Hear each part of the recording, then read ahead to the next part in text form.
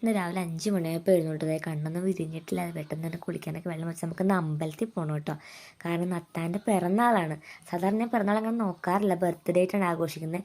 അപ്പോൾ അത്താൻ ബർത്ത്ഡേക്ക് ഇല്ലാത്തതുകൊണ്ട് ഞാൻ പിറന്നാളൊന്ന് ആഘോഷിക്കാമെന്ന് വെച്ചു. വലിയ ആഘോഷമൊന്നുമില്ല, അമ്പലത്തിലൊക്കെ പോകണം അത്ര തന്നെ. അപ്പോൾ അതാ രാവിലെ കടലക്കറി വെക്കാൻ വേണ്ടി കടലക്കറി തലേദിവസം തന്നെ വെള്ളത്തിലിട്ടുണ്ടായിട്ടോ.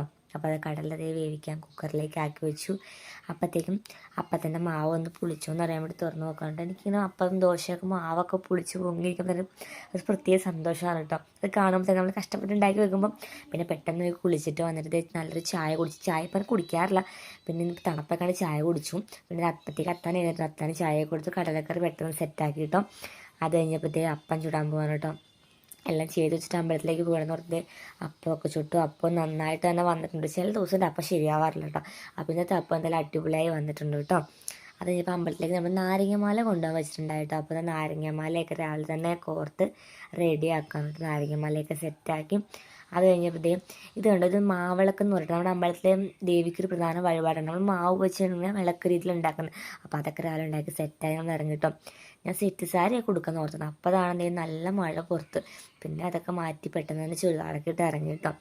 അത് കഴിഞ്ഞ് നമ്മൾ അമ്പലത്തിലേക്ക് എത്തി. അമ്പലത്തിൽ നമ്മൾ മാവിളക്കൊക്കെ ആയിട്ടൊന്ന് തൊഴുത് വലം വെച്ച് പ്രാർത്ഥിച്ചു കേട്ടോ. എന്നിട്ട് ഞാനും ആമിക്കുട്ടിയും കൂടെ ദേവിക്ക് മാവിളക്കൊക്കെ വെച്ചിട്ടുണ്ട്. അത് കഴിഞ്ഞപ്പോൾ സർപ്പത്തറ കുറച്ച് ദൂരമായിട്ടാണ്, കുറച്ച് മാറിയിട്ടാണ്. അപ്പോൾ അവിടെ പോയി തൊഴുത് വരുവായിട്ട് നല്ല മഴയാണ്, എല്ലായിടത്തും വെള്ളമൊക്കെ കിടക്കും. അപ്പോൾ ഞാൻ സാരി എടുക്കാൻ എന്തായാലും നന്നായിരുന്നു കേട്ടോ.